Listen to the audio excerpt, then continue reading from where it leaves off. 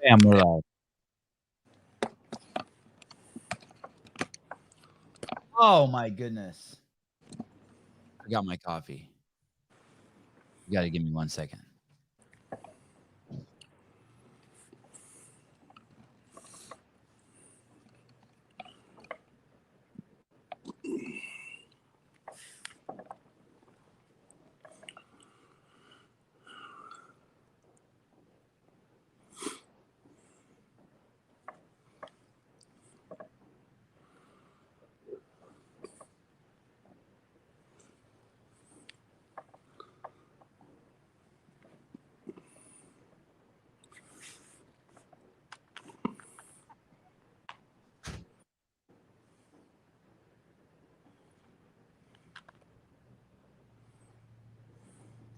Good morning. Good morning. Me? Good morning, What's up? Michael. How What's you up, doing, brother? sir? Good. Man, How are you? I'm blessed. Life's going good. Been touring the United States and getting strong. So You're home, right? yeah, we're gonna leave out in 6 days to go out and pull with John, and then I got some other practices I'm gonna hit. We've hit 47 states since the end of June, 16,500 miles. Only state we haven't been in the RV is Arizona. Holy shit, dude. You're on a mission. Yeah, we've killed it. Yeah. Is it fun? Are you enjoying that life? Okay, so it is amazing. Like the northwest portion, going through, Badlands, South Dakota, Mount Rushmore, Yellowstone, Montana, Oregon coast, amazing. Like you, words don't do it justice. Pictures don't do it justice. It's something you have to see for yourself. So all of that, spectacular. The problem is I've overbooked every tour. Like I'm driving 300 miles a day. You ordered 2 pizzas because you thought you were hungry, but you could only eat one. Basically, yeah. So, and I don't want to. I'm trying to make hey, can you come here? Can you come here? And I'm trying to accommodate everybody, and it's just unrealistic. But we're having a lot of fun. We've gotten pretty proficient. Like, think about it. We've never RV'd in our life. We bought the RV. We went to the state park one night, and then 2 weeks later, we did a 4,700 mile tour. When I think of you, one of your characteristics that I think of is a kindness to a fault. Well, I mean, I've always thought of you as a very, very, very kind person. I think I met you for the first time in 2004 in 2003 at the Arkansas State. I mean, Yeah, national championship in Arkansas. Yeah. That was 2003? Yeah. And then it held it again in 2005 downtown. Then I held it again in 2009. But yeah, so I held the nationals 3 years. But 2003, I won the left 198 that year. My right was trashed. I ended up taking like third right or something. Do you remember who you beat? Left-handed. Man. I can't remember. Do you have good memory about your arm wrestling matches in general? Like, do you have a good memory about it? Oh, yeah. You can pretty much ask me. I'm surprised I don't know that one. It was the guy from South Carolina. Might have taken second to me, Chad Silver's training partner. Cannot remember his name. Fritz Corey, maybe. He may have taken second to me. Dude, you're right. Yeah. It was Fritz. Crazy thing about the year is I saw him recently, like when I say recently, within the last year, show up at a tournament, I think he pulled Masters. Crazy thing about that 2003 Worlds is I won the national championship. So I qualified for Ottawa for the World Championships. Well, I was like 235 pounds and it was Thanksgiving. Well, I wasn't going to miss Thanksgiving. The World Championships were the next week. So I cut 33 pounds in 5 days to make 198s, and I missed weight by 4 pounds at the World. So there happened to be an opening in the 242 class. I ended up taking second at the 242s after nearly killing myself cutting 33 pounds in 5 days. I remember that. I was there. You pulled, was that Ibragimov or whatever? Ibragimov, yeah, he's the one who got me. I smacked everybody else really fast shoulder press, but he cracked me really good. But I mean, I was a 198-pound guy who had 30 pounds of fluff on him, Holy shit, I can't remember. And that's where Travis had that fucking win against we beat Voda. Yeah. Wow, what a trip down memory lane. Michael, how old are you? 48 years old. My birthday is June 12th, so I just turned 48 like 5 months ago. So we're basically the same age. I turned 50 in March. Wow. Okay, cool. Yeah. So you're older than me, 15 months. Do you feel like a little kid? Man, here's the deal. My 31st anniversary was 2 months ago. So I'm 2 months into my 32nd year competing, and I just don't know where the time went,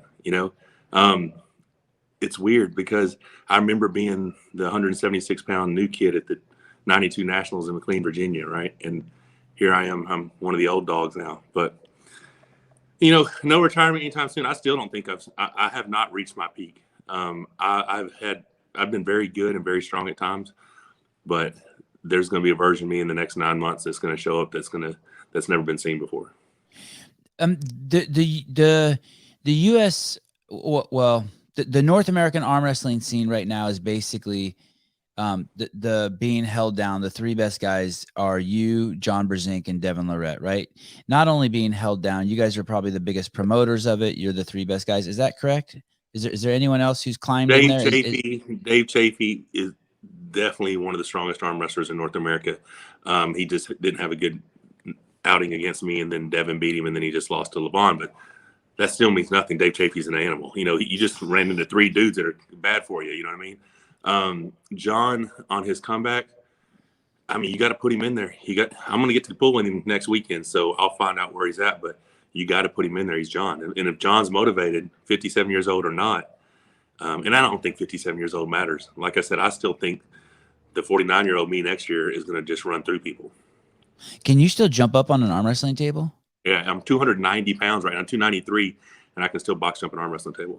And I don't want to take anything away from Dave Chafee. Arm wrestling is a weird sport for people who don't understand. It is still it's still stuck in the wild west, meaning that and that's what's sort of charming about it. You can literally, if you want to, jump in your car if you're a fucking young badass or old badass, and this sport is still about driving from town to town and taking names and whooping ass. This is not anyone can enter. There's no like political body. There's dudes all over the world, but all over the United States doing it. But it's still about going into other people's backyards, knocking on their front door and being like, yo, you want a piece? Right? Well, that's what the tour's been. The tour originally was supposed to be me driving around the United States, going out the arm wrestling table at Lowe's and Walmart, Home Depot, and just taking on all comers, right? Introducing new people to arm wrestling. Well, I started using Devin's Arm Bet app and put it on Precise. So every time I showed up somewhere, 15 or 20 arm wrestlers showed up. So I'm like, well, shit, I'll just start having arm wrestling practice. I'll just hit practices all across the United States. So we figured it up. At the end of the last tour, I'd probably arm wrestled 3,000 matches in the last 3 months. Wow. Yeah, probably between 700 and 1,000 actual people, but probably over 3,000 matches. Tell me about this app. How does the app work? It's basically Tinder for arm wrestlers. Yeah, I guess I don't know anything about Tinder, but you just have your thing, and you if you want to put Precise on there, you can click Precise, and they will know exactly where you're at. So I've had people. Well, of course, the RV's got my picture on the side of it, right? But I've had people following me going, I know this guy's gonna have to pull over and pee eventually, so they'll just wait until they see me. Like, hey, you want to arm wrestle? It's been fun, man. It's been a lot of fun. But yeah, you were talking about Dave Chafee. You didn't want to leave him out, but yeah, it's just so like with John's new YouTube, Devin's huge social media presence, and I feel like we're probably the second biggest. Well, definitely the second biggest in North America on social media. When I say us, I'm talking about me and Rebecca because I couldn't do it without her. But yeah, between the three of us, we're pushing arm wrestling pretty good. I know what Devin's doing has helped a lot. I loved his fight with Thor. I was a huge fan, huge supporter of that. And then what we're doing on the tour, and then John just being John. I love his channel because it's the funniest thing in the world. Just watching him, like, well, I think we're a lot. It's fun to watch him. It's amazing. People just want a piece of him. The comments, 400 comments in a video, 1,200 comments in a video. The engagement and the way people want to interact with him, it's pretty touching. It is. They love him. John, who doesn't, right? It's John Brzenk. Like I've always been a fan of John. And like I've said numerous times in several interviews, I've won 23 world titles, 36 national titles. I've had a pretty good career, but probably the thing that stands out the most is when I became John and Ron's peers. When they would call me and ask me for advice, or Michael, what would you do? It's those things that meant more to me than, the world titles and national titles, whatever, just because you looked up to those guys for so long. And then when they are, consider you their peer, their equal, whatever, and then asking for your advice was kind of cool. I saw since John sort of got back into it, and YouTube has put all you guys back in my algorithm. I've seen Ron a few times, and he's still just this beautiful specimen. Yeah, he's jacked. Well, I mean, him and Angie, they're both real fit, so they work out together, so they keep each other motivated. But yeah, Ron's dangerous, man. So we're gonna have so when John pulls Devin, we decided we're gonna go and do like a watch party here and a big arm wrestling practice. And I told Ron about it, and he's gonna come down and be here as well. So that should be an awesome day. We'll get some super matches going. I mean, I don't know if you've seen my gym on anything, but I have the mecca of arm wrestling training and, just the coolest. I'm so blessed to have this, but and my grandbabies think it's like the coolest indoor playground ever. So they just love it. Your boys would love this too. You know what I'm saying? Yeah. You're where were you born, Michael? Malvern, Arkansas. So about 15 miles from where I live. Okay. And you've never moved out of Arkansas? Oh, I've lived everywhere pretty much. Arm wrestling took me to Baton Rouge back in the day, Texas, Florida. I've lived, but home has always been Arkansas. And how did you find arm wrestling? Well, I was a redneck from Arkansas, of course. And so I got into martial arts. I saw a Karate Kid, told my dad I had to take karate, started taking Shotokan karate. Then it was too far to drive me to Hot Springs, so he switched me to Taekwondo in Malvern, so I had to start all over. I was a black belt, about 14 or so. Did a little bit of Thai boxing. What did you have to do to become a black belt at 14? Were you just going, you were always, you're a pretty obsessive person. So you were going 7 days a week to karate? I was in the adult class, and, I was the one doing I was watching, Enter the Dragon and watching the guy hold the board and speed break it with his, I was the kid that was, 13, 14 years old that was speed breaking boards with, I was just I'm so obsessive, just like you said. And we'll get to a funny story here in a minute about you and I, but yeah, so I started that, and I always liked arm wrestling. So I beat my dad when I was 15, and my senior year in high school, I had English, driver's ed, and VOTEC. And I was at VOTEC, and they're like, that guy over there is second in the state. So we get on the cafeteria table, and I beat him. He's like, you should go to this tournament. It was a 1990 Sling County Fair. I got my third place medal hanging over there. So you were a junior in high school? Senior in high school, yeah. Okay. Yeah, so that was it. And then, and the funny thing on a different note is, Rebecca and I have been together now a little over 10 years, and she was actually at that same fair. She was in a cheerleading competition that day while I was at the arm wrestling competition. We never met. So that's crazy. But the funny story about you and I is one of the biggest regrets. I don't have a lot of regrets in my life. I'm very blessed and thankful for the life I've had. But one of the regrets I do have is not listening to you when you told me, hey, dude, you should do this CrossFit stuff back in like 2004. Oh. Like, you would be amazing. And now I have so many injuries. I can't, my arm won't come any closer than that. So I can't even get into a front rack spot. There's so many things I can't do. But I should have listened to you and started CrossFit back in 2004. I think I could have been pretty competitive because I'm obsessive. That's the biggest thing. It's very hard to outwork me.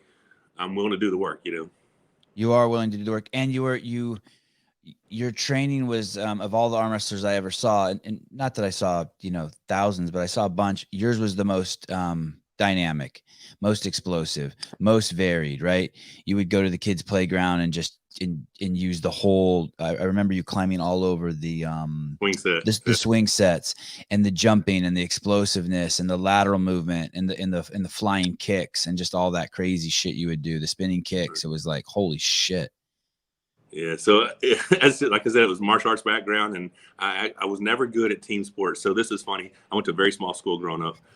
52 people in my graduating class. So I didn't play any team sports, didn't play basketball, didn't do any of that, but I could beat every single person on the basketball team in one-on-one.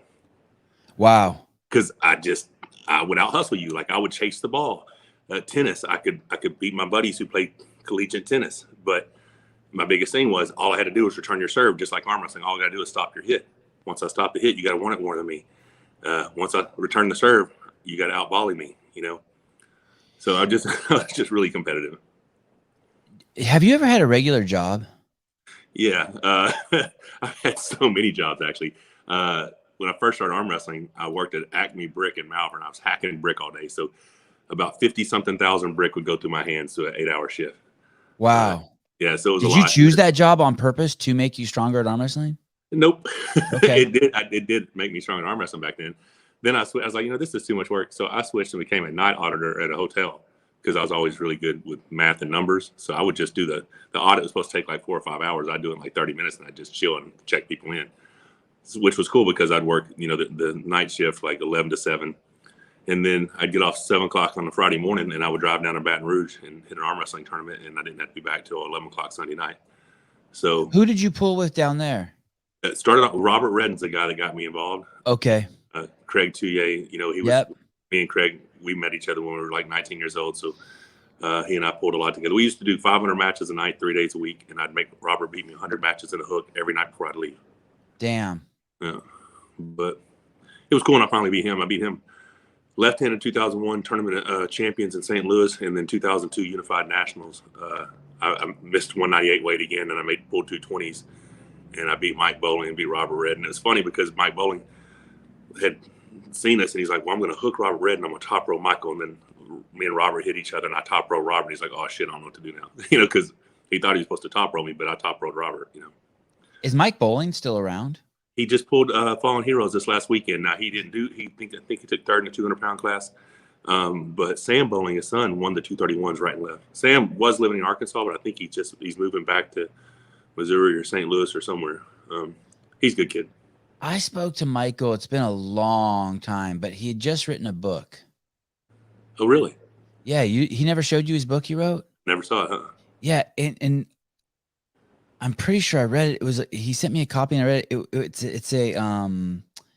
It's like a mystery. It's a really good book. Oh, wow. That's cool. I didn't know he had that skill set, That's yeah. Cool. Yeah. It's crazy, right? It's a really, really good book. It's like a murder mystery, as I recall. I read it like 10 or 15 years ago. Oh, wow. Yeah. Didn't know anything about it. Okay. So you started arm wrestling. You have these odd jobs. When I flew out and saw you, you had a really nice house. You had a nice car, and it looked like you were already arm wrestling full time. I want to, maybe I was wrong. And you had a sponsor. I want to say it was an auto parts store. But I've had so many, but go ahead. But basically, my point is, and I just love this part of it is, you're beating to your own drummer. If someone if anyone with common sense it was around you when you were 15 and you started arm wrestling, they'd be like, "Hey, dude, that's a dead end." Right. And you didn't quit.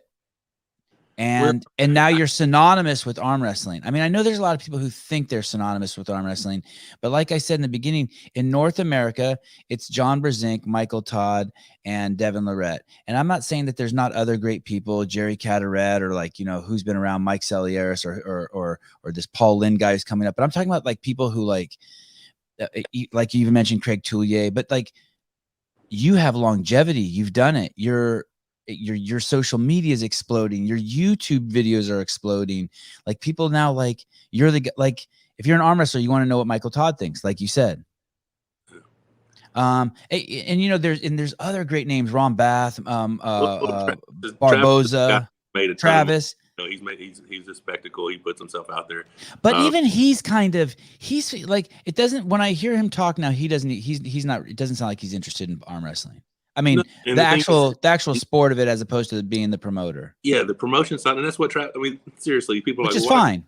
Like, why is Travis? I'm like, Travis probably makes more money promoting the sport with his Cooper Tire gig and all these other things he's doing than and it's a lot of work trying to be the best. It's a lot of work. Like Devin and I were talking about this when we were down in Orlando, and we both agreed the funner path for both of us would be just to go out and promote arm wrestling and compete whenever you want, win or lose, it doesn't matter.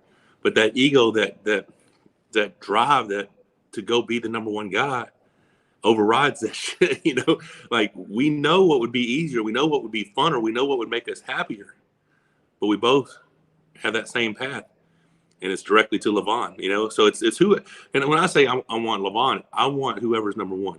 Devin got me in May. He had a perfect performance, and I did not show up for whatever reason. That will not happen again. That will never happen again. Do you feel like you didn't show up, or do you?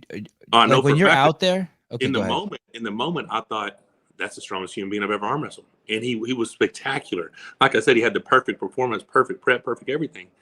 But I had pulled my training partner 10 days before and was annihilating him. And Corey's like, I'm completely helpless. I can't do anything. And then I get beat by Devin. I'm just like, wow, that's amazing, because I knew how strong I was. 8 days later, I get home and I pull Corey, and I can't get him out of the center of the table. Like I couldn't budge him. So I'm like, what the hell happened? Did I overtax my central nervous system? Did something? I peaked too early. But the guy that I was 10 days before was not the guy that showed up. And that's not Devin's fault. You know, I mean, he won. He's a better man that day. I gave him all the credit. And I genuinely was proud for him because I knew how much he worked and how hard he worked and how much it meant to him to get that win. That being said, it's not going to happen again. And there were some wars in there. Like, it looked like you were going to win some of those matches, especially the first one, right? Well, I mean, I really just, after the first round, I went back Rebecca, and I normally like, oh, I'm good. And that means, you know, I'm fine. I'm going to go ahead and I'm going to win. And she's like, I'm good. She goes, oh, you're going to win? I'm like, no, I'm fucked. I'm not going to win. Like, I knew it just, like, I didn't have that. There's something about me that just wasn't there. And it's unfortunate because, and this is something that has haunted me to a degree throughout my career. I've been the man on several occasions. Didn't get the chance to necessarily prove it to the world. Like, hey, I'm the number one guy on earth right now. Couldn't get the match, whatever happened, whatever. But I've basically, you know, been the top guy in North America for a while. And then all of a sudden, you know, LeVon won't pull me. I get Devin to take the match. And then it's like all the hard work and everything I did in one match. Oh, he should retire. He's no longer elite, blah, blah, blah, blah, all that shit, right? And then it's like Devin just was able to jump right in, and as he has completely deserved it. But I'm like, damn it, you know, because like we just did that thing at the Olympia, and Devin has the legacy hammer right now. Now, Devin doesn't hold any world titles currently, but he does hold the legacy hammer, you know, unless they want to call King of the Table a world championship. It doesn't matter either way. But it's like I went from being at the top of the hill to in one day, one night, just it all fell apart for me. And that kind of sucks because I wanted the opportunities. Like I wanted to be, you know, to do the celebrity matches, I was wanting to do a celebrity boxing match. When I left Dubai, I told them, hey, next time, how many followers, how many subscribers do I need to be considered for a celebrity boxing match? And this was in February. Like, well, if you get to 500,000, blah, blah, blah, whatever. So I was trying to get down because I just want to do, and it doesn't come down to being famous. Like, I don't want to be famous. I just want financial security. You know, I want to be able to provide for my family. So if a certain degree of fame provides that financial security, then so be it, right? But I'm up for anything. Like I'm doing castings for television shows, movie roles. Like you talking about, just I'm willing to do it all. Like, you know, whether it's martial arts, whether it's this, whether it's different competitions, whether it's boxing, I'll do anything. You know? Oh man, you are pursuing the acting thing. How you would be a great fucking bad guy. Well, and that's the thing, because I got to be a cult member on season 3, episode 2 of SWAT is Bad Faith, right? Oh, right. Yeah, Shamar Moore's like, dude, if you want to be an actor, you definitely have the look, you got the build, you should do it. So I've got an agent in just outside of Atlanta, and I'm constantly doing, you know, auditions and stuff. They're all virtual like this, you know. But that's a path I'd love to go. I mean, I've always said I don't care if I jump out, throw a few kicks, and Ronda Rousey kicks my ass. Just put me in the movie, you know. Oh, yeah. Of course. There are those guys who you just start seeing. I'm trying to think of the guy's name. He owns Caveman Coffee. I've met him a bunch of times.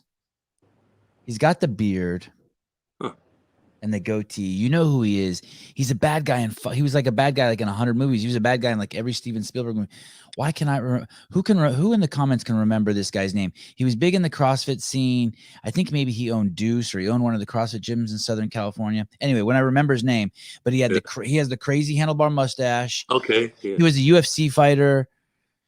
But once he got a few roles, it was a go. Well, yeah, and he's probably a little older than you. I'm guessing he's in his 50s. Maybe he's even 60. He's big. Not as big as you, but he's a big guy. How tall are you, Michael? 6'3". Yeah, damn. You're a big dude. Well, I'm telling you, you commented on that picture at my post on Instagram. Have you ever seen me that size? No. And I'm still fit. Like that's the whole goal. People are like, oh, you're super heavyweight. You shouldn't care about being fat. I'm like, psychologically, I don't do well if I'm fat. My goal is to be 30 pounds bigger than I am now with the same physique, if not leaner. Do you ever fast? Not. Have you ever gone 24 hours without just black coffee? I've done that many times. Oh, okay. But it's really, I do it more like when I need to cleanse or something.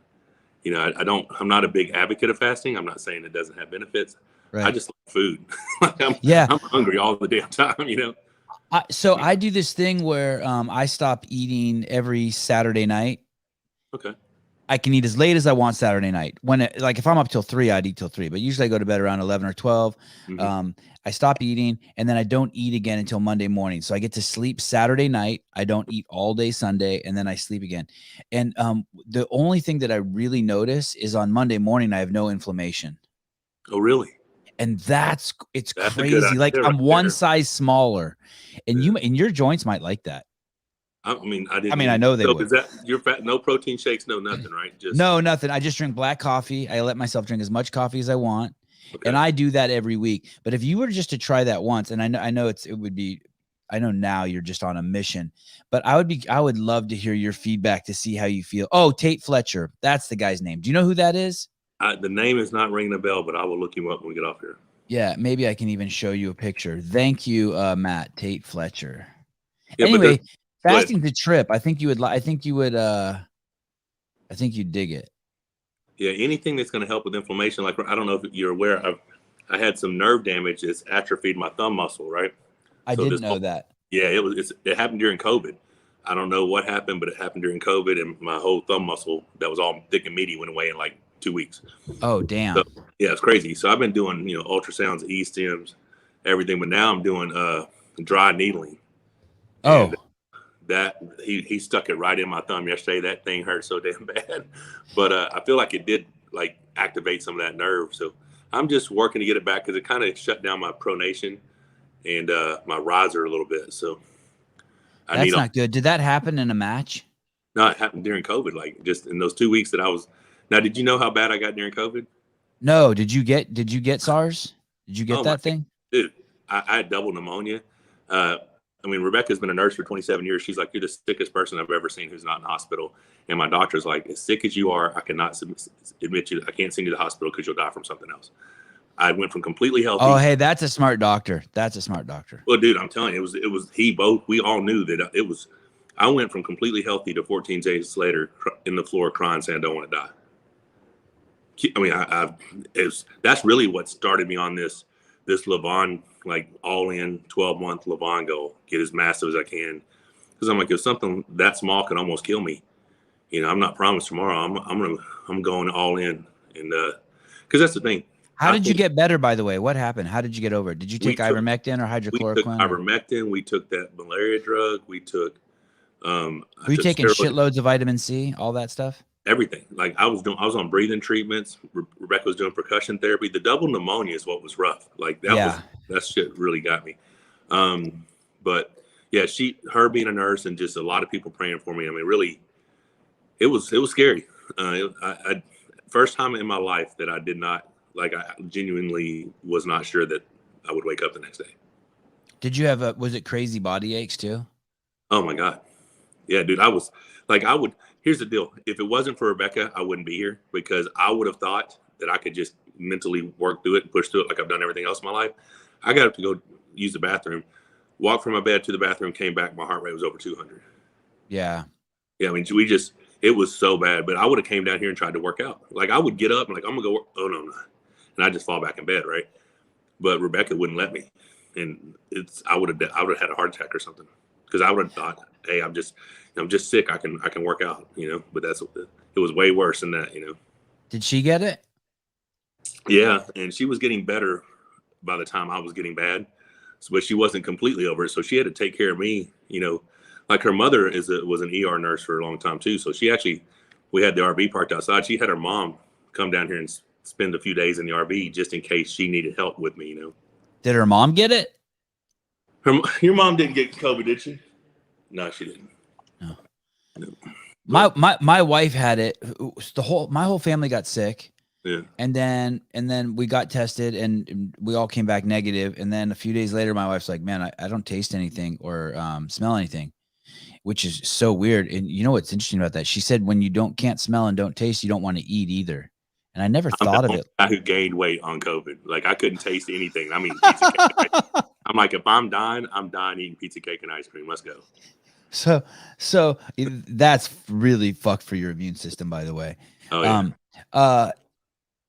And then she's like, I'm gonna get tested again, and then she tested positive, and she said for 2 days that the body aches were pretty bad. But me and the rest of the kids, but I don't need any added sugar. I'm little compared to you. I'm like half your size exactly. Wow. Yeah, that's nuts now that I think about it.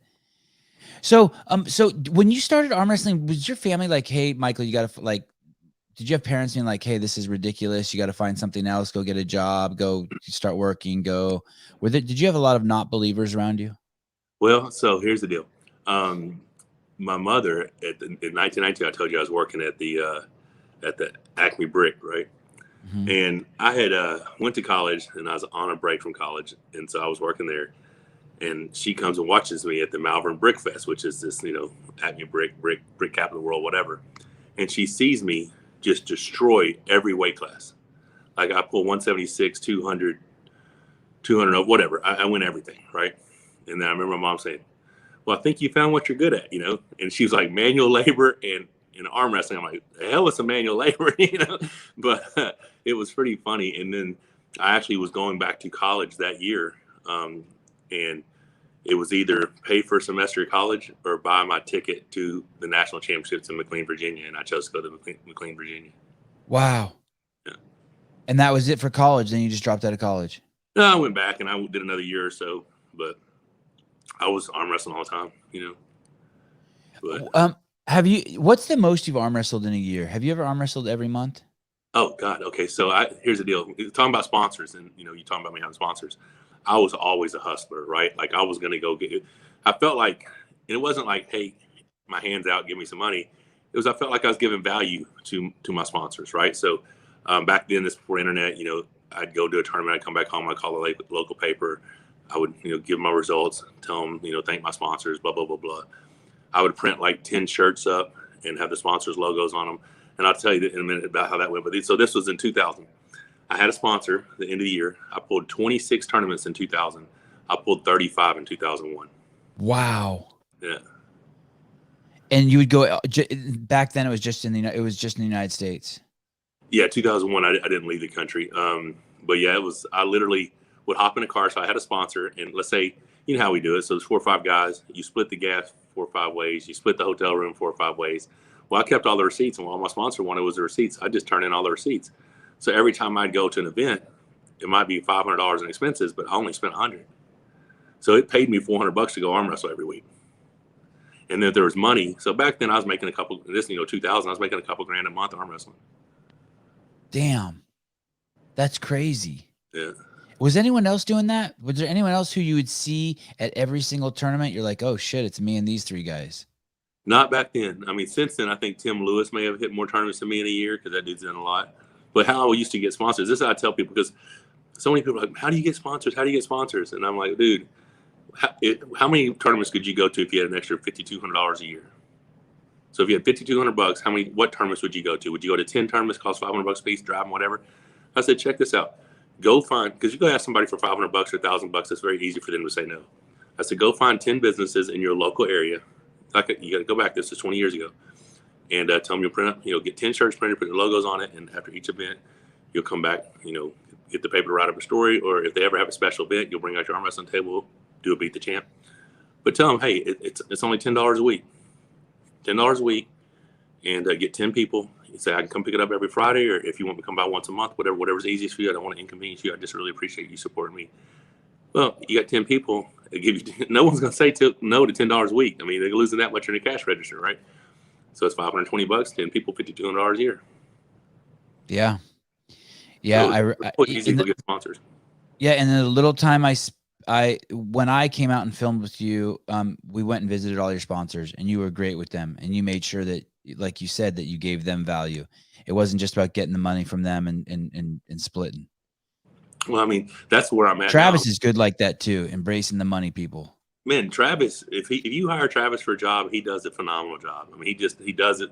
Now, outside of that, Travis may not be the guy you want to trust the most, but I'm telling you, if you hire him for a job, the man's going to do his job. And Did you go to that tournament last month where him and Devin went, and the whole thing fell apart? Nothing fell apart. The tournament went great. It did. It did happen. Oh yeah. And were you there for that? Oh, I was probably contacted before anybody was. Travis, he cut out after his first day. and then he didn't show up for the second day. But me and Devin were commentators, and we shot some commercial footage. It's supposed to start airing Thanksgiving week. There'll be 5 episodes on NBC Sports. Oh, that's awesome. I'm glad to hear that. Okay, I'm sorry for misrepresenting that. I just remember calling Devin and him being like, "Oh man, this is like we're doing some last minute patches to this thing." Oh yeah. I mean, it was and people were like, "Why didn't you tell more people? Why didn't you tell more people?" Well, for one, if we'd had 10 more people, we wouldn't have finished in the time that was allotted for us, right? Because people thought it was an arm wrestling tournament. It was an arm wrestling tournament, but it was a cinematic production. They're filming the thing that's going to be in 5 different 1-hour episodes, right? So the arm wrestling was just kind of like pulling John, the event at the end. Everything else is build up and characters and all that, right? So it wasn't about the arm wrestling event. It was about developing characters for these 5 shows. Right. And the arm wrestling event was a culmination of this whole thing.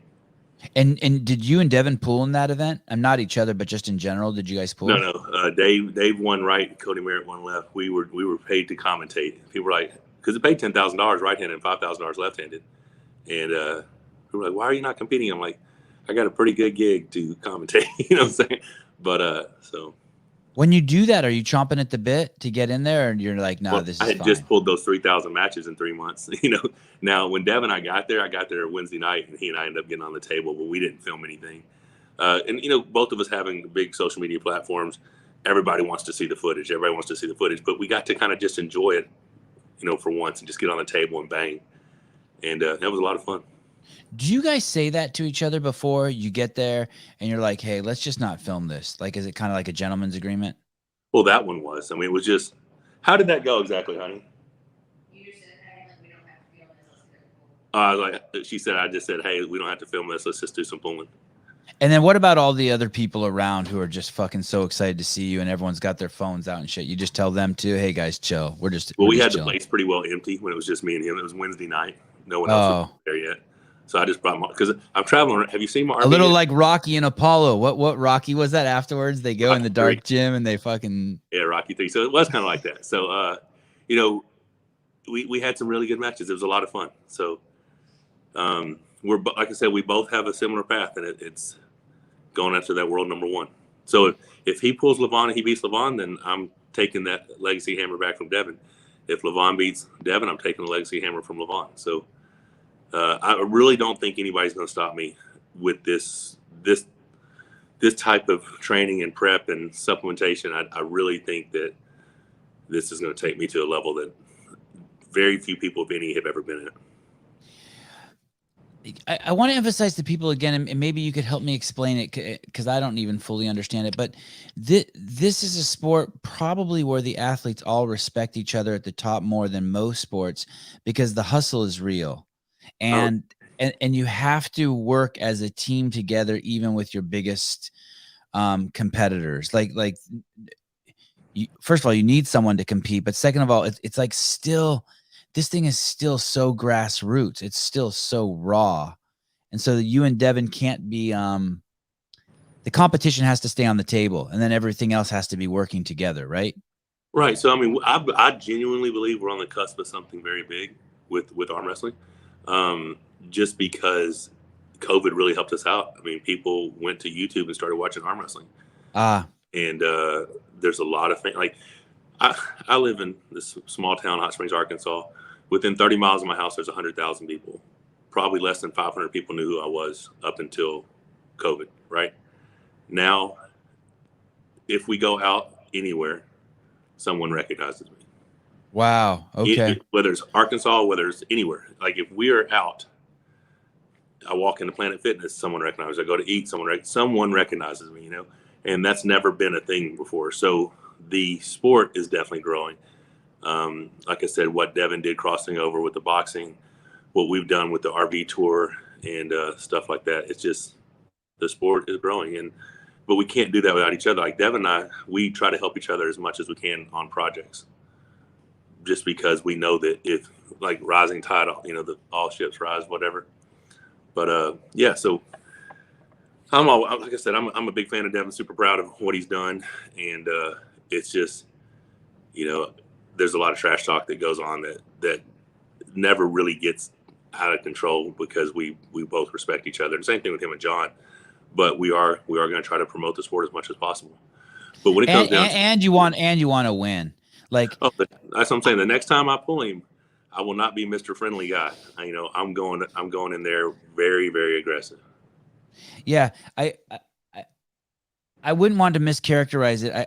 I know you and Devin. I'm not extraordinarily well, but I do know you guys, and none of it is an act. The only act it is it's a balancing act between wanting to grow the sport, but also like I know neither of you guys are.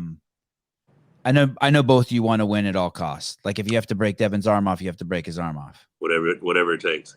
Right. But I'm also the most transparent person you'll ever meet. Like I'm not the guy who can not like you and then shake your hand when I see you.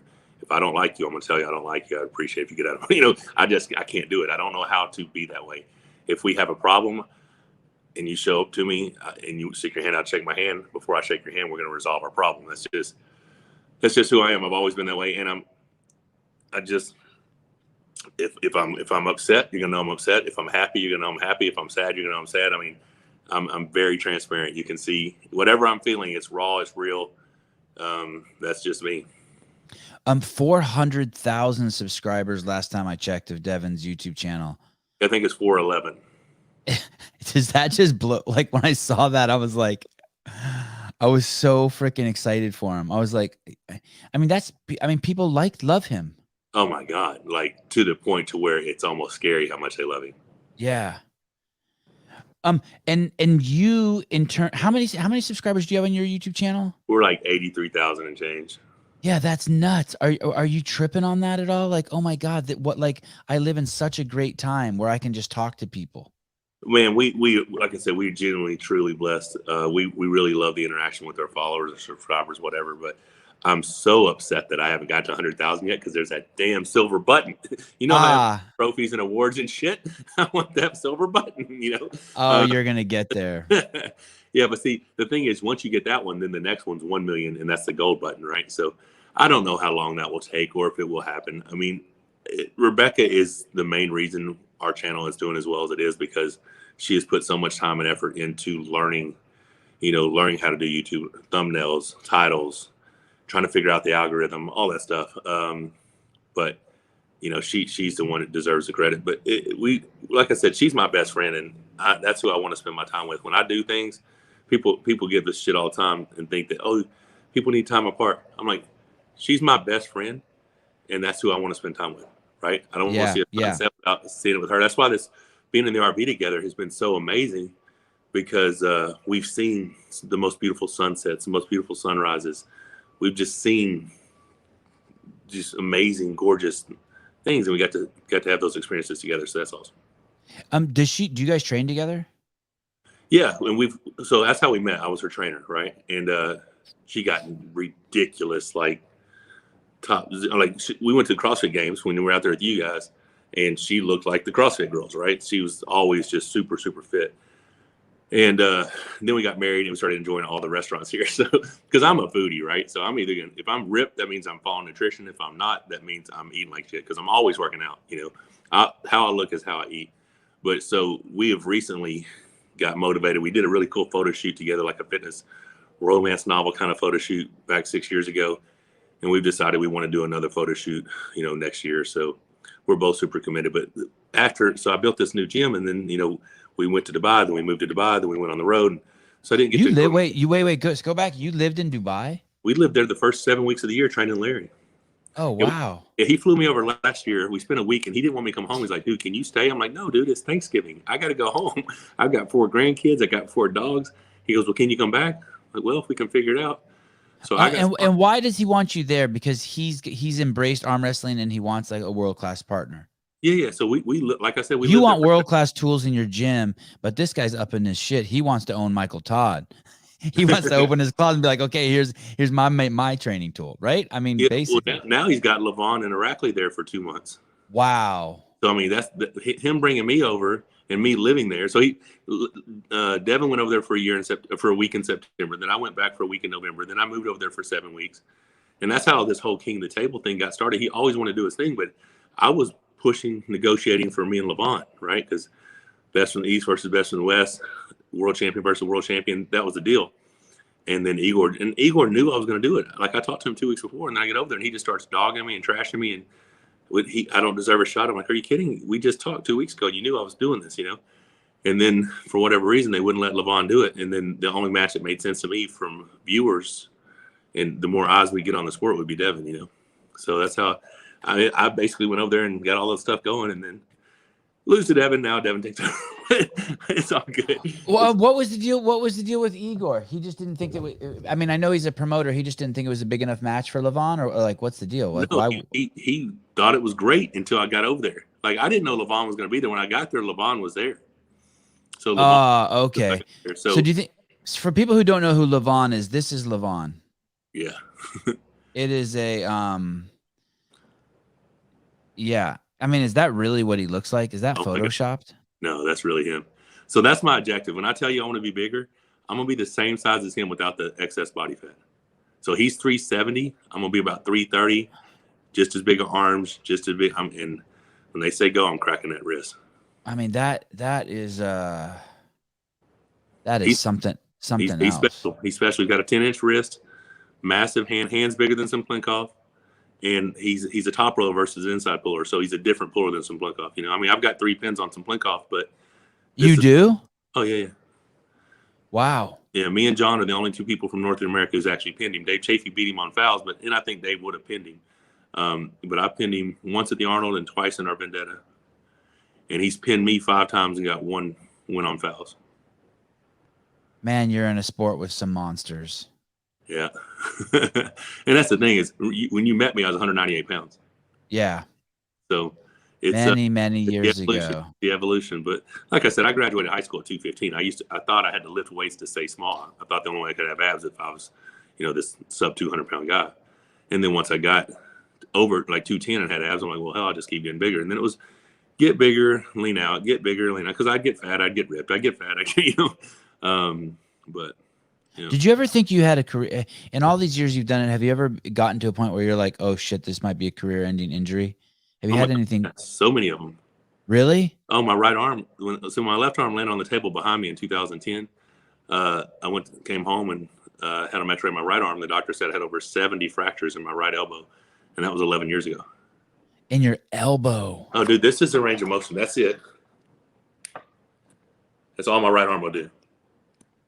And this is all.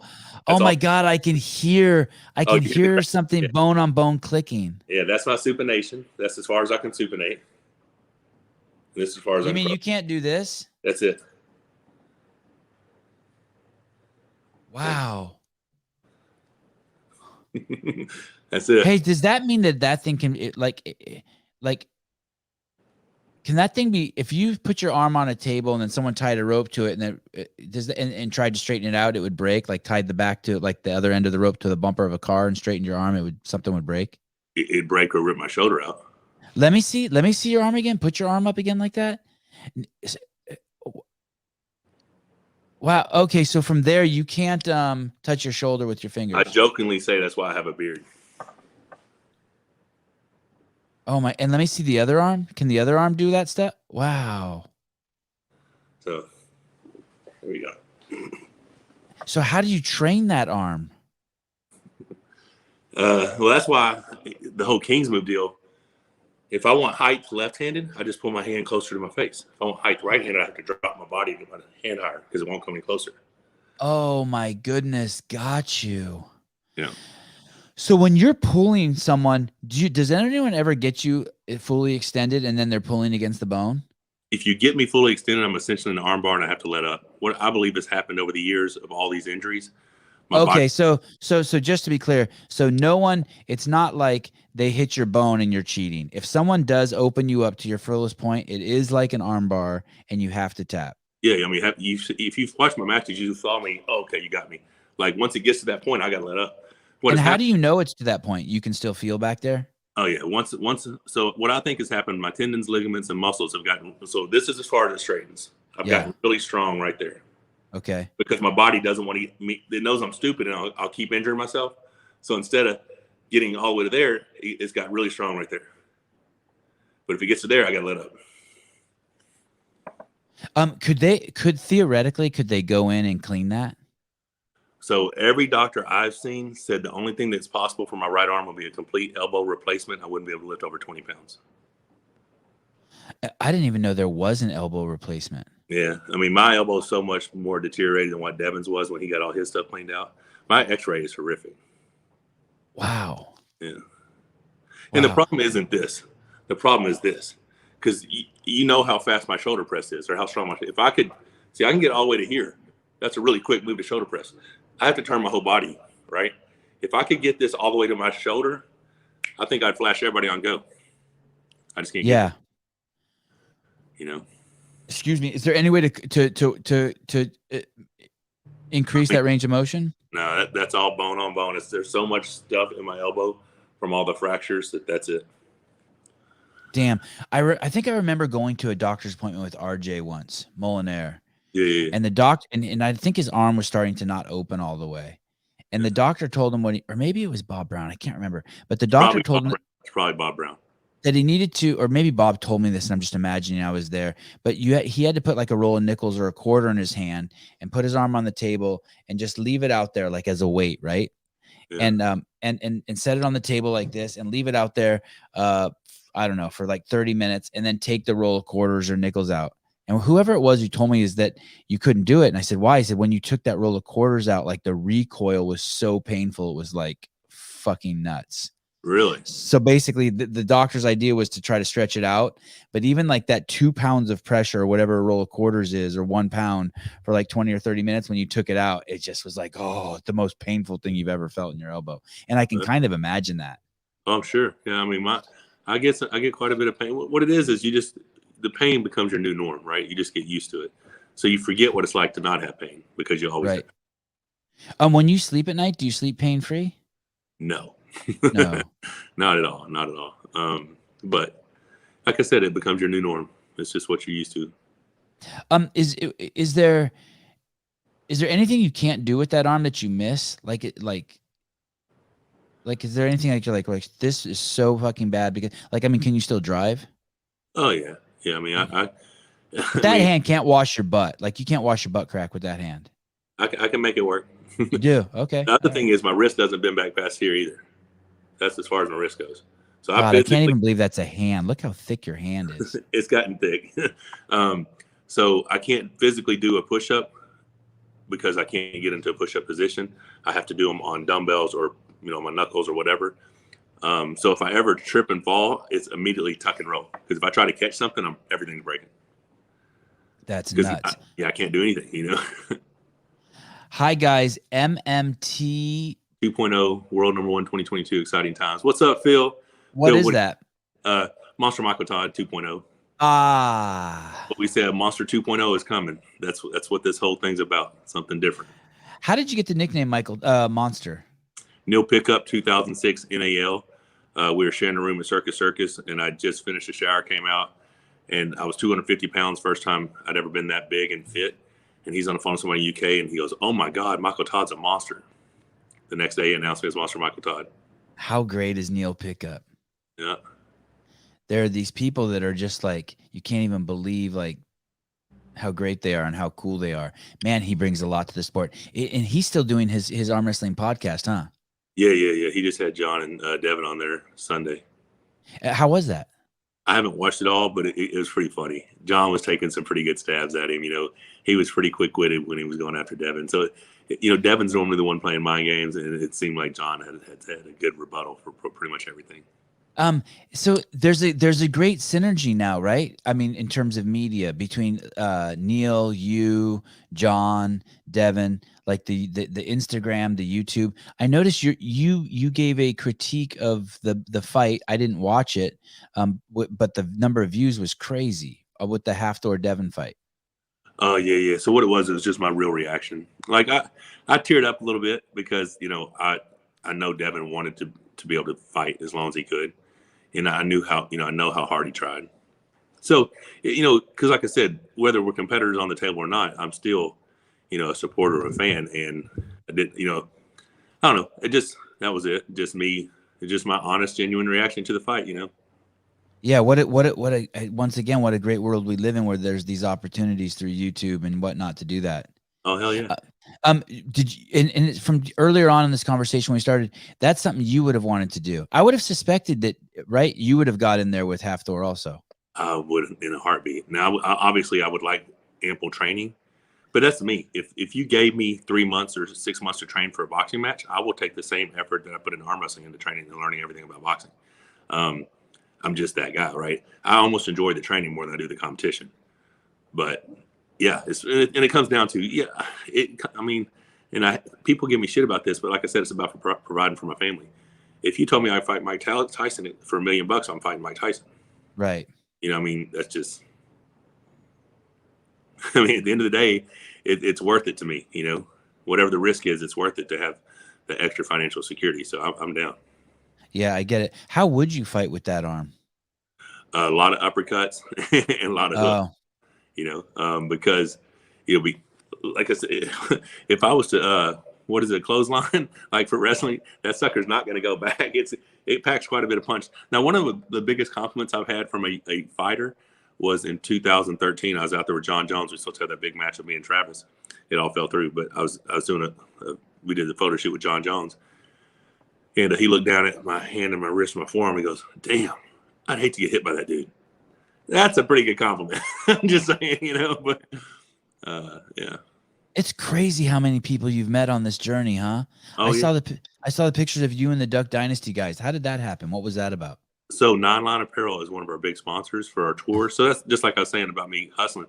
You know, I told Rebecca I want to go on an RV and I want to travel the United States. So I went out and hustled, and I found, you know, some pretty good partners to partner with us. And I always want them to get a return on their money. So they're on all of our YouTube videos.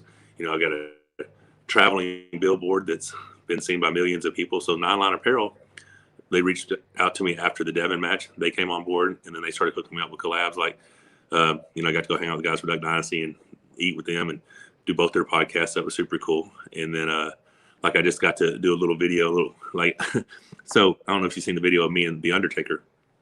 Just on your Instagram. Yeah, tell me. Uh-oh.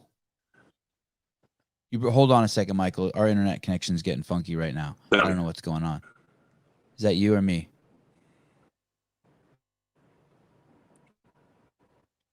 And I think you're back. Tell me about The Undertaker. Let me see if I can hear you. You froze. Yes, no, yes. Michael? No, it's not mine. It looks like I got full bars. Can you hear me? Yeah, now I can. Okay, go ahead. Okay, cool. This is weird. Okay, go ahead. Tell me about The Undertaker. It looks like you're still frozen. I can hear you good, though. Uh-oh. Don't lose him. Don't lose him. If I lose you, make sure you log right back in. Just click that link one more time. Yeah, he's frozen good. Should I run a speed test and see whose fault it is? Let me see. Speedtests.net. Oh, my goodness. Come back, Michael. And we lost him. I'm going to blame him. Can you guys hear me? Can you guys see me? Can someone say something in the comments? Yeah, this looks like a good connection. This looks like, and there he's back. Bam. Ah, there you are. Hey. Yes, sir. Sorry about that. I'm not sure. Yeah, I'm not sure what's going on. Okay, so tell me about The Undertaker. So you met The Undertaker. First of all, where'd you meet him? We met him at the Nine Line charity event in Savannah, Georgia. So, yeah. What is Nine Line? It's closed. Nine Line Apparel. It's a veteran-owned apparel company. So they do so much. They have their foundation where they build tiny homes for you know, veterans, homeless veterans, and then they transition them back into society, get them an education, all that stuff. Okay. They've done a whole lot getting people out of where was it at Afghanistan? Getting people out of Kabul and all that stuff over there, you know. Okay. So they're an awesome company. But yeah, so I got to meet Mark, you know, Undertaker. We did a little skit. It was pretty fun, but it's got pretty good views. But one of the cool things is I got to shoulder a 50 cal rifle, got to shoot a machine gun out of a helicopter, and got to do all this stuff with those guys. So it's just been super fun. And then I got a really cool gig coming up in February where we get to do some guy was like, "Hey, would you come out and do this event with us?" I'm like, "Sure." He goes, because they have like a 17,000 acre safari. You get to feed giraffes and see rhinos and drive an H1 Hummer through the safari. He goes, "We'd like to drive a tank." And I'm like, "Huh?" He said, "Would you like to drive a tank?" I'm like, "Absolutely." He goes, "How about shoot a bazooka?" I'm like, "Book me now." I get to shoot a bazooka and drive a tank. Wait, what country was that in? Well, that's going to be in Texas. I get to do that. Damn. Yeah. I mean, it's just, we've been so blessed with the people we've got to meet and the things we've gotten to do. And then Redcon 1 came on after through Nine Line. Nine Line introduced me to Redcon 1. So I'll get to collab with like Robert Obrist and Kai Green and all, because I'm one of their sponsored athletes. So we're going to get to do a bunch of cool collabs with them and different fit expos and different events. So yeah, just truly blessed, man. Who are you pulling next? Who's on Gennady your radar? Quickvenia. Who? Gennady Quickvenia. You know how to spell that? Genadi Qvik Vina Qvik? Kvik. Oh, KV. Okay. Yeah. Oh, okay. I see him. Yeah, so he's the other guy from the Republic of Georgia. He's got the most pins on Levon. But he's a big, strong dude. I see him. But yeah, I want that match to make a statement so that I can really do a public, push for me and Levon. I see him. Okay, let me see if I can. Let me see if I can share this screen. Bam! There he is. Yeah, he broke Devin's single curl record. Where Devin used to take that dumbbell and come all the way down and come all the way back up with it. Yeah, broke Devin's record with that.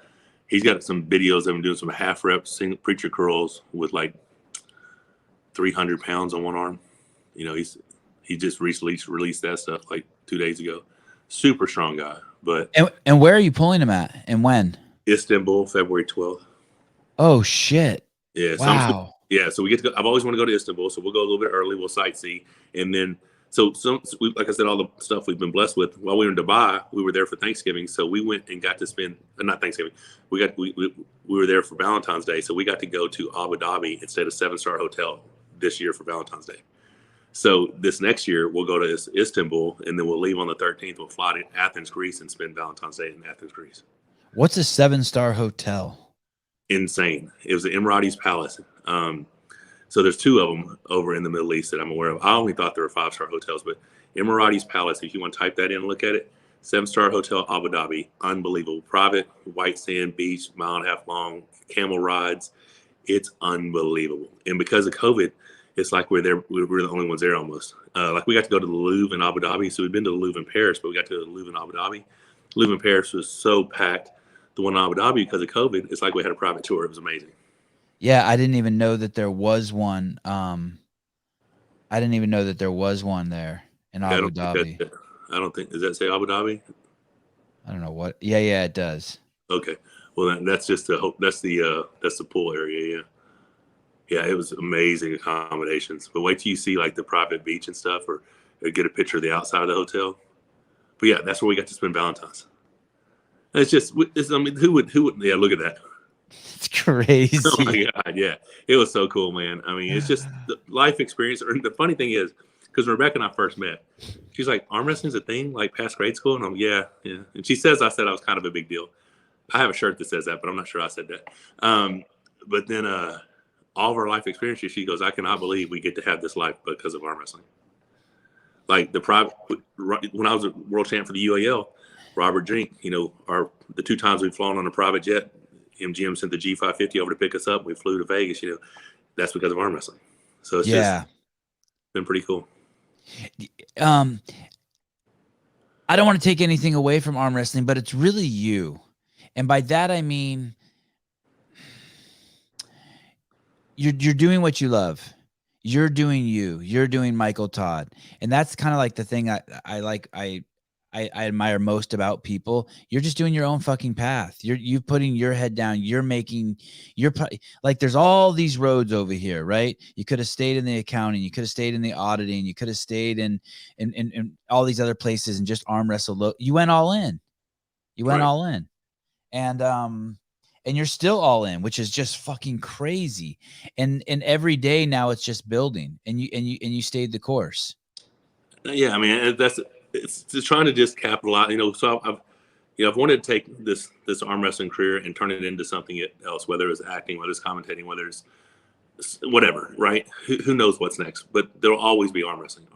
There's no such thing as a retired arm wrestler. I mean, just look at John; he's back, right? Yeah.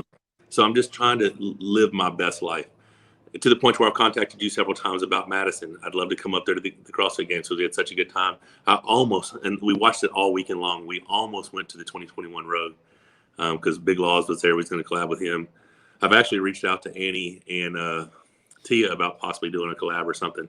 Rebecca's like, honey, women don't want to be reached out to by men. Let me contact. I'm like, that might make sense. I'm just thinking that, hey, we do some cool collab. We could, you could kill me in a CrossFit workout, and I could arm wrestle all the people in the gym, and then Rebecca could arm wrestle them and stuff. But I don't know. So I got to go do a Ninja Warrior course on this first tour, which is cool. Michelle Warnke. Like, I would love to do a celebrity run on American Ninja Warrior. That would be so much fun because, like you said, explosive, athletic. I like that stuff. Yeah. I like to do that. But yeah, so I mean, and you're humble enough to try new stuff and like fall in the water or whatever shit happens to you. Yeah, I'm gonna tell you. Okay, so so the CrossFit stuff, I love being involved any way I could with that, collabing with any of those people because I think they're all awesome. I'm a huge fan. Like just watching Tia this weekend because I was so bummed for Annie because Annie was just killing it, right? She's killing it. Yes. What a great comeback story, right? Yeah, it's spectacular. And obviously, I like to see someone dominant. Like I like John just crushing everybody when John crushed everybody. So I like seeing Tia just crush her. I like Matt crushing everybody. But to see her come so close and then have that bad last event, I felt so bad for her. But then you watch Tia, who's already won, and just destroys it. You know what I'm saying? Because she's an animal. I mean, you just got to respect. You got to respect that. So huge fan of all of them. And we love. That's one of the things we like watching the most. It inspires us when we're working out. I'll just turn on some road CrossFit and just watch these guys work out. It motivates both of us. But what was I going to say? I was going to say something. Will you drive anywhere? Pretty much. Yeah. It's just amazing to me. Like I mean, you just don't have any, you just get in the motorhome and go. Yeah. I mean, that's so at the end of this tour, so we'll finish out. We're going to go 10 days going out to Port John and, we're going to hit Tucson and San Antonio and Austin and all that stuff. Then we'll be back. We'll do a small one in December, but at the end of the 6 months is over. We've hit all 48 states. The tour itself is technically over. All the funds that I've raised, all the sponsors. But the RV's ours. Like I've got to pay for RV out there. Anytime next year, like maybe next year we go do a tournament, drive somewhere for a week, do a tournament, drive somewhere for a week. Just take our time. Because you ask if we're having fun, we're having a great time. But it'd be so much more fun if the schedule wasn't so tight. Like if I could just stay, like we're literally we're staying in Walmart parking lots, just boondocking and very, because they're traveling so much. Like it's 300 miles sleep, 300 miles sleep. So it's like. But yeah, we're excited next year, and see who knows. Maybe next year we go to a tailgating at a NFL game, and we break out the arm wrestling table and film content of me taking on all comers, or I go to a fair or somewhere where there's a bunch of people, and we just break out the arm wrestling table. Or we go to Florida and we pull the arm wrestling table on the boardwalk and just who knows. I'm just trying to expose as many people to arm wrestling as possible and create some cool content and have some cool life experiences. You posted a post on your Instagram of you at Bob Brown's training with Bob Brown's team. I don't know if you call it his team or not. And in the comments, you said one of the most challenging stops yet. What happened? Was it because there were so many guys? Were there good pullers there? What makes how many people was there, honey? 30-something people at Bob Brown's practice. Yeah, so there was a bunch of guys, right? So my first match was Jordan Steele because he was the top guy. Second match was Cody Mayer. And there was a lot of guys. Bob, we knew I wasn't back to 100% because I just had COVID, right? And we didn't expect me to beat Jordan. But I ended up beating every single person at practice back to back. To the point where John called me and goes, John's like, damn, I saw that shit with Jordan. I was really impressed, because I basically gave up everything and beat everybody from here, So it was a challenging one, but it's fun too. And then that night you pull all those people. There's 30 people there. I'm assuming you pull them multiple times. Do you normally pull to fatigue? So eventually by the end, there's people beating you. It's like, yeah, that one was just a king of the table. I literally just put everybody one time. But I mean, if you watch the match, it's a 30-minute video because each match is a war. Like the new novice guy is giving me a war at the end, basically, right? Right. Because I mean, when you're pulling from compromised positions like that, everything blows up real fast. But yeah, do you even feel your hand anymore at the end of a day like that? No, I didn't have much hand then because I had the nerve damage, remember? So the nerve damage was bothering me. But yeah, since then I've done so many different. I've been beat so much on these tours, and it's so funny because people are like, oh, Michael's not even. Some guy literally the other day said because it's a picture of me and Corey. Neither are elite. Michael's state level at best. Where do these people get this shit? I was like, wait, someone wrote that somewhere? Yeah, I'm like, because it's so silly because people just don't understand, they just have no clue. Or they'll talk about Corey. So Corey, I don't know how much you've seen of Corey. No, I don't even know who that is. What's Corey's last name? Corey West. Okay. We call him the gorilla because he pretty much looks like a gorilla, right? Okay. Same height as me, maybe a half inch taller. Oh, yes. I know who he is. I see him on your Instagram all the time. I know exactly who that is. He's enormous. Yes. His hand is way thicker than mine. Yes. Looks like a bear paw. He looks like a great training partner too. You guys look like you have a great friendship. Yeah, I mean, we're very, very close. I mean, he's just part of the family, you know what I mean? And just one of the kindest, good-hearted people. He was 6'3", 330 at 11 years old. Wow. Yes. So he's been massive his whole life, right? But someone will make a comment on him or see all that weight and he's not strong. I'm like, because Todd beat him. Well, he crushed Todd the first match. And then Todd found the right lane and beat him the next three, right? You mean Todd Hutchins? Todd Hutchins beat him three matches to 2 matches, whatever. But they can't even fathom how strong that guy is. And I'm going to ask you this. Have you ever seen anybody reach down and grab a master lock with their bare hand and snap it off? No. I got a video of Corey doing that. Really? Yeah, because he did it at work one day. He's at work, and they lost the key. So one guy went to get a set of bolt cutters. Other guys are standing around. So that's what every guy would be doing, just standing around. Corey reaches down and grabs it and snaps it off. Well, I tell that story a bunch.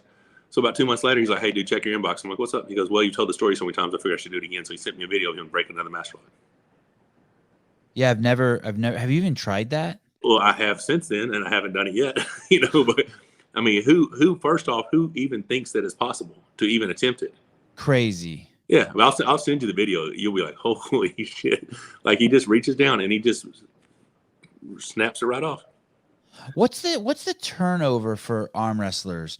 Like, is it like I haven't been in the scene in 15 years. Would I recognize people still? Are there the same people still around? I know Bill Collins is still hustling. I still see him doing the good work. But what's the turnover? Well, like how long do guys last in the sport? You have your guys like me, who just love it, right?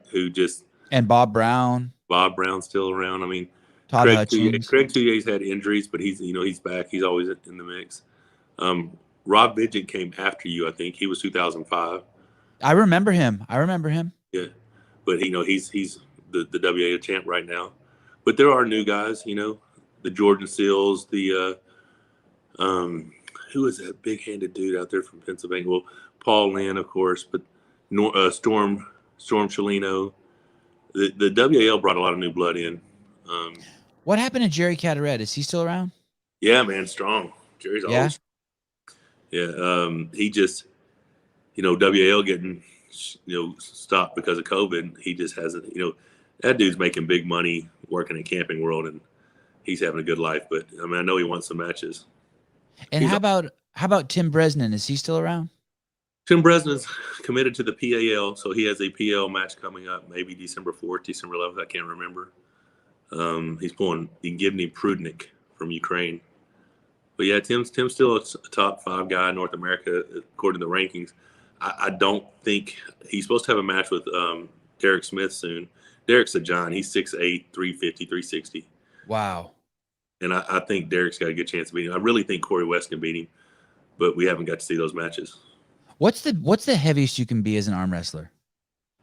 There's no way. So it's not like fighting. It's not like there's Corey what is it? UFC's 265 and you can't fight if you're over 265. Corey was 440 when he pulled Todd. Wow. Levon is 380, 390 most of the time, 375 to 390. And what weight class is that? That's 242 and up. Well, in their particular organization is 231 and up. And then there's no limit. If you're a 600-pound dude, you're a 600-pound dude. That's it. Yeah, that's why you're seeing this bigger version. Well, actually, that's not the reason you're seeing a bigger version. I mean, I just want to see what's possible, So, look, like I said, Levon does not look human. He looks like he's created in a lab.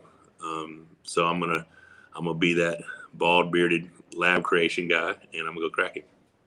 Yeah. Have you pulled him before? we were in Dubai together, and because I was trying to get the sponsors to pay us a lot of money, and they were there. We never gripped up. We never pulled one time. Crazy. Yeah, I would have liked to have. Once I realized I wasn't getting the match, I would have liked to. I felt like I had a lane. He could beat me on 8 out of 10 of all the conventional functional strength stuff, but my riser and pronation I thought were enough to crack his. Take his bottom fingers off the back of my hand, slip, get the strap, and then at some point in the match, crack his knuckles past his wrist. Does he speak English? Yeah, not super great, but he understands real well. We've had there's a good video of me and him on my channel of us driving a McLaren 200 miles an hour.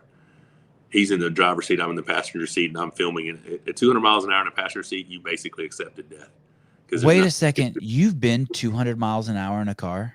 Oh, yeah.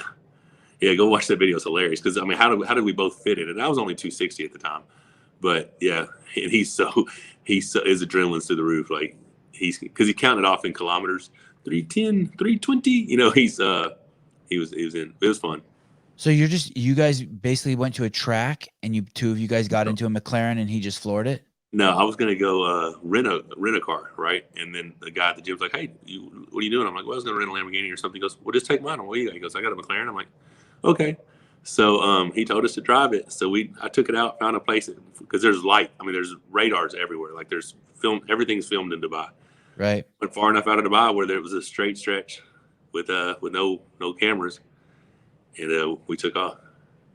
Holy shit! Did you guys pass a car going that fast? We passed everything going that fast. So there were other cars on the road. Probably. I mean, I don't know. I can't remember. We had either passed them or maybe we didn't pass them as we were going that speed. But I took Rebecca in it, and I probably got to about 140, 150, and then we dropped her off, and I went and picked up Levon, and I drove it, and then I let Levon drive in 200 miles an hour. Wow. That's scary, right? Big time. I mean, especially if you're in the passenger seat filming, because, I mean, if anything happens, it's over. Yeah, you have no control. Driving at 200, you feel somewhat in control. If you're the passenger 200, you don't feel in control at all. This match you have on February 5th, where can people watch it? February 12th. February 12th. Yeah. It's what is tentatively scheduled. So John is pulling Zoliev there. Hutchins is pulling Sasho. And there's some other matches, but I think it'll be live on Ingen's channel. Holy shit. So John has 2 matches scheduled. He has a match on December 11th with Devin Lorette, and then he has this next thing scheduled in February. Yeah, and then he's got a match with Ingen Terzi in March, I think. Or April. What's Ingen thinking? Does he even stand a chance against John? Well, I think they're agreeing on meeting at about 215 or something. And Ingen's over 200 pounds now. He is? Yeah, he's big. But yeah, I don't think. I mean, if John's John, he can't beat him. But if John's off a bit, Ingen's top row strong, especially at 210 pounds. I can't believe it. I mean. Yeah, you remember Ingen at 154, 165, right? Yeah, and he's not that tall either, as I recall. No, he's meaty.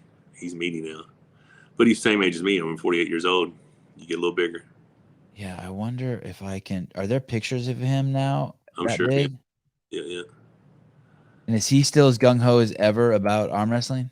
Man, he's as passionate about arm wrestling as ever, for sure. He gets into disagreements all the time on social media.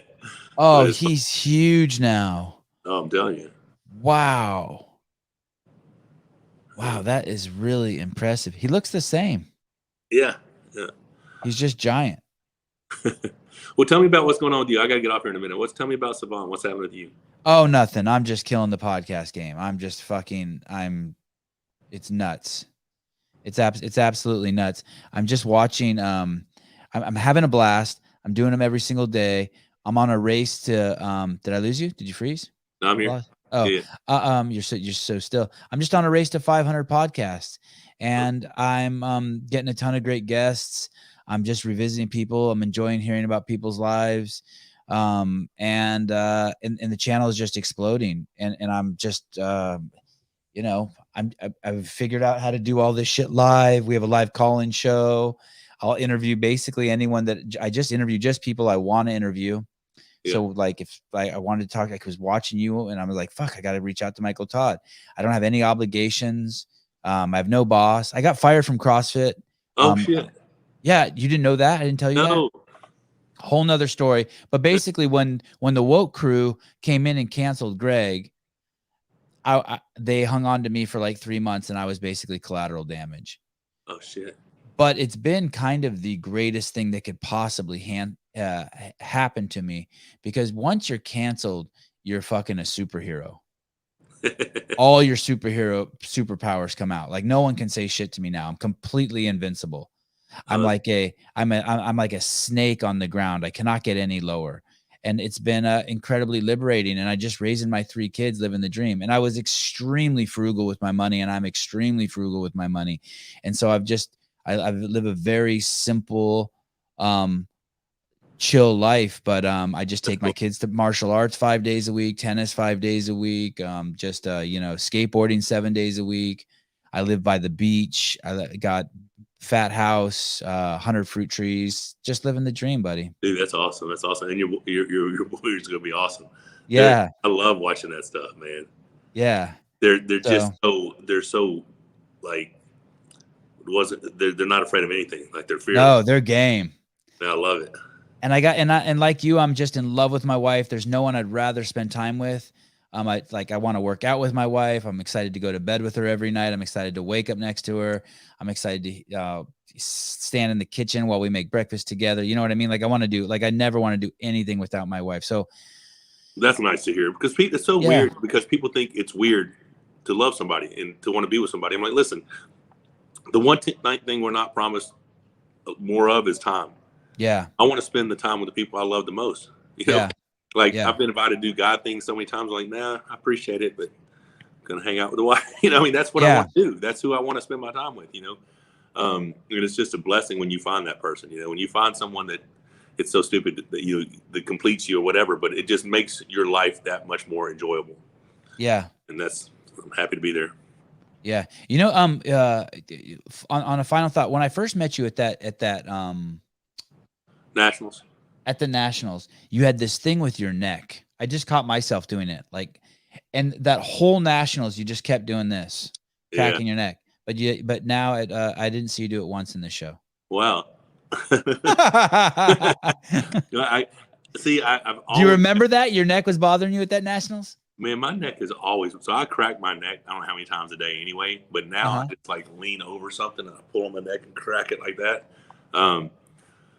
But yeah, I don't remember exactly, but I'm sure I used to do that all the time. That's funny. Michael, thanks for coming on. Let's do this again. Yes, sir.